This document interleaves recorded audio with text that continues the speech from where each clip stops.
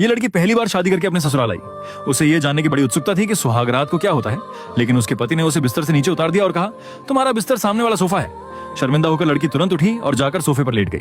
जब वह गहरी नींद में सो गई तो उसका पति चुपचाप उसके पास आकर ले गया। उसने बहुत प्यार से उसे अपनी बाहों में लिया और चैन की नींद सो गया। असल में उसका पति कई सालों से भयंकर अनिद्रा, इंसोमिया से परेशान था, लेकिन उस रात उसे पहली बार एहसास हुआ कि वह सिर्फ उसी लड़की के पास रहने पर सुकून से सो संगीत पाता है। सुबह जब लड़की की आंख खुली तो उसने देखा कि उसका पति उसे बाहों में लेकर सो रहा है।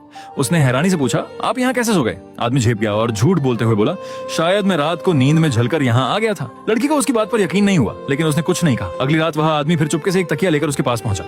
जैसे ही वह उसके बगल में लेटने वाला था, लड़की ने आंखें खोल दी और मुस्कुराकर पूछा कि आज फिर से नींद में चलने की बीमारी हो गई। ये सुनकर आदमी थोड़ा शर्मिंदा हो गया। उसे समझ आ गया कि उसकी पत्नी सोने का नाटक कर रही थी और उसे पकड़ लिया है। अपनी जेब छिपाते हुए उसने जिद्दी अंदाज में कहा, तुम्हारा तकिया बहुत असहज है, मैं बस इसे बदलने आया था। इतना कहकर उसने तकिया बदला और वापस अपने कमरे में चला गया। लेकिन अपने बिस्तर पर जाकर भी वो पूरी रात करवटें बदलता रहा। उसे बिल्कुल नींद नहीं आई। आखिरकार वह फिर से चुपके से वापस आया, अपनी पत्नी की बाहों में लेट गया और कुछ ही पलों में गहरी नींद में सो गया। लड़की उसके मासूम सोए हुए चेहरे को देखती रही, ये सोचकर कि वह सिर्फ उसे गले लगाकर ही सुकून से सो सकता है। उसके दिल में एक मीठी सी खुशी भर गई। आगे का पार्ट देखने के लिए लाइक और सब्सक्राइब करो।